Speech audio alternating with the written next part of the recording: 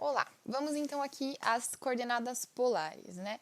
Então, nas coordenadas polares, a gente vai fazer uma troca, né? O x vai ser um r cosseno θ e o y vai ser um r seno θ. Então, a gente faz essa troca para relacionar as retangulares, né, por polares, ou seja, por raios e ângulos, né? Então, o x e o y que estavam lá desenhando coisas retangulares, né, retinhas assim, elas vão passar a desenhar coisas circulares, né? Então essa é a ideia dessa troca.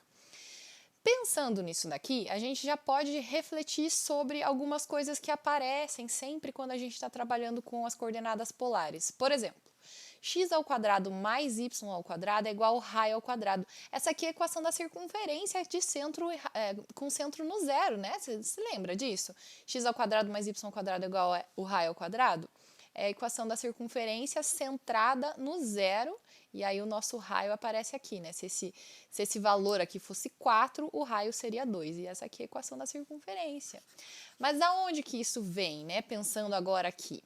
Bom, se eu fizer x ao quadrado e y ao quadrado, então eu vou ter r cosseno ao quadrado mais r seno ao quadrado, né? Pensando aqui nesse pedaço. Então, se o x é r cosseno e o y é r seno, eu vou ficar com essa fórmula aqui, certo? Aí eu vou ter r quadrado cosseno ao quadrado mais r quadrado seno ao quadrado. Lembra que esse parênteses aqui indica que o quadrado está tanto no r quanto no seno, tanto no r quanto no cosseno. Eu tenho r quadrado aqui, eu tenho r quadrado aqui. Eu tiro r ao quadrado em evidência. Vai ficar o cosseno ao quadrado mais o seno ao quadrado, certo? Aqui, cosseno ao quadrado mais seno ao quadrado é uma identidade trigonométrica e isso aqui sempre vai valer 1.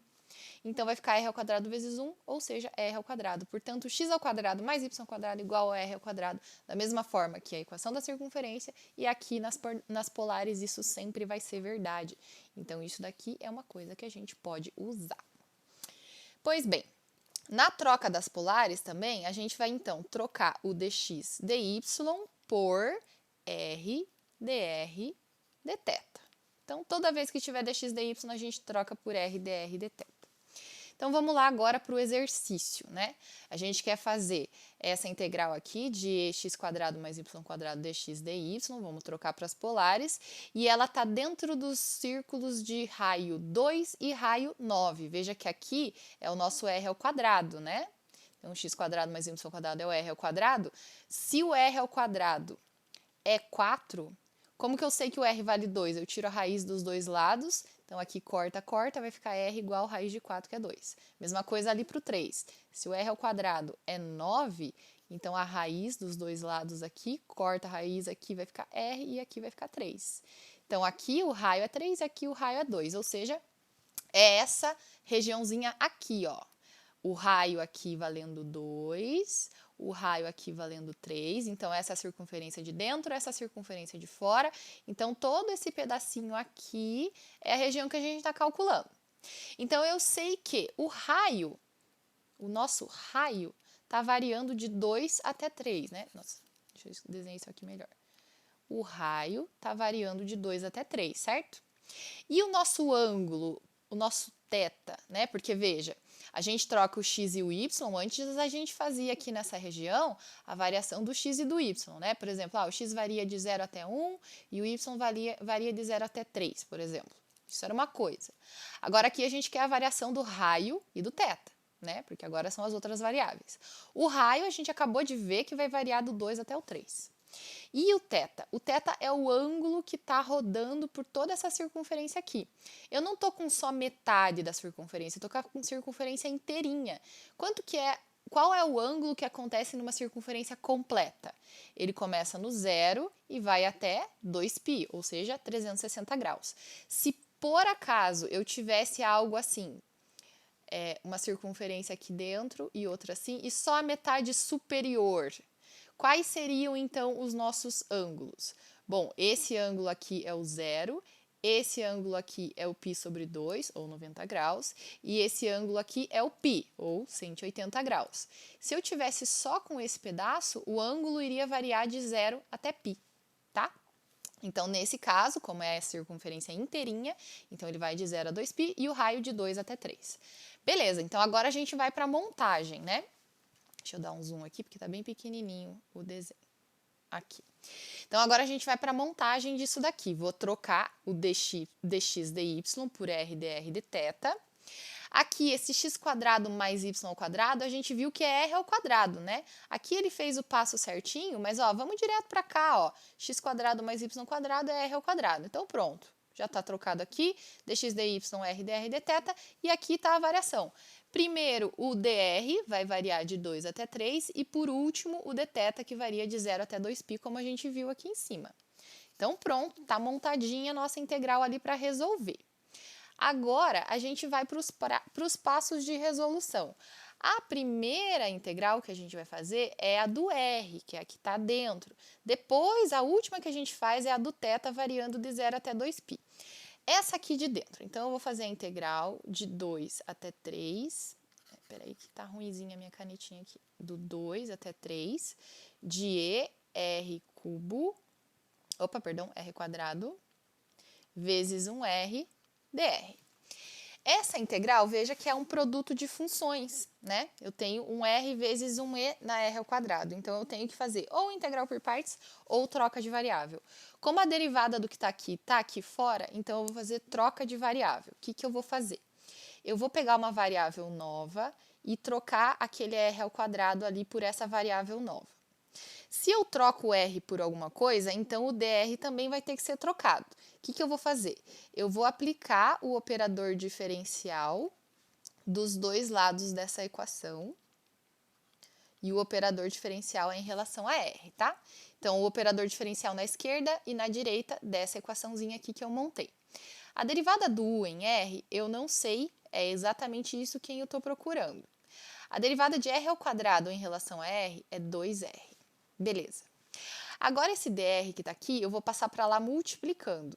Então, eu vou ter que o du é 2r dr. Esse 2 que está aqui vem para cá dividindo. Então, vem aqui dividindo.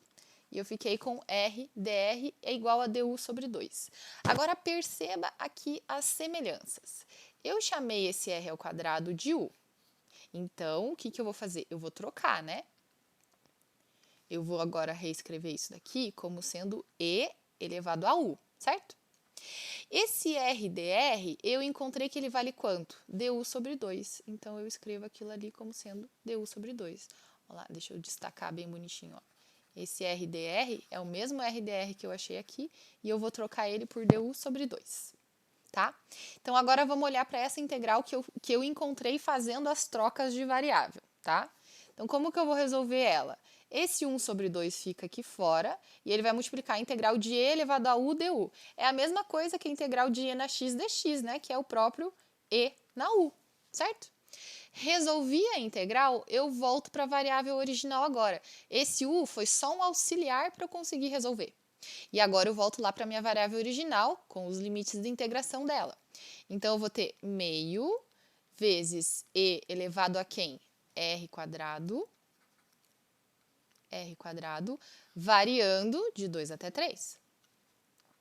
E aí, a gente faz final menos inicial, né? Então, o meio vai multiplicar o final menos inicial. Então, primeiro eu faço r valendo 3, menos o r valendo 2, ok? Aí, eu fecho esse parênteses aqui. E aí, agora a gente faz a continha. Vai ficar meio de e 3 ao quadrado, 9. Então, e na 9 menos e na quarta. Beleza? Essa aqui foi a parte do r. Agora, ainda falta fazer a parte de fora, né? Que é o 2π dθ. Então, essa partezinha de dentro deu esse resultado. E agora, a gente vai continuar lá com o restante da conta. Então, a gente ainda tem de 0 até 2π. Lá dentro ficou quem? Meio de e na 9 menos e na quarta dθ, certo? Agora perceba, todos esses valores aqui, nenhum deles dependem de θ, correto? Então, eu posso colocar todos eles para fora da integral. Então, o meio de e na 9 menos e na quarta vão multiplicar a integral de 0 até 2π. Aqui ficou quem, né? Aqui dentro. Se eu tirei todo mundo, ficou quem? 1. de θ. Esse 1 aqui, eu posso escrever uma outra coisinha aqui, só para a gente ter um auxiliar. Qualquer coisa elevado a zero é 1, né? Então, esse 1 aqui, eu posso fazer um qualquer coisa elevado a zero. Esse qualquer coisa, eu posso dizer que é o θ. θ elevado a zero é 1. Então, eu vou fazer que esse 1 aqui seja θ elevado a zero. E agora eu vou fazer a integral de θ zero em relação a θ. O lado lá de fora fica igual. E aí, a integral de θ na zero com relação a θ vai ser θ elevado a 1 sobre 1, né? Porque a gente, quando faz integral, fica como? Elevado a alguma coisa, então x vai ser aquela coisa mais 1 divididos pela mesma coisa mais 1, né? Se o nosso n aqui no nosso exemplo vale 0, 0 mais 1 é 1 divididos por 1. Então, θ elevado a 1 sobre 1, e isso variando de 0 até 2π. Seguimos agora com a conta, né? A gente tem, então, o meio de e na 9 menos e na quarta,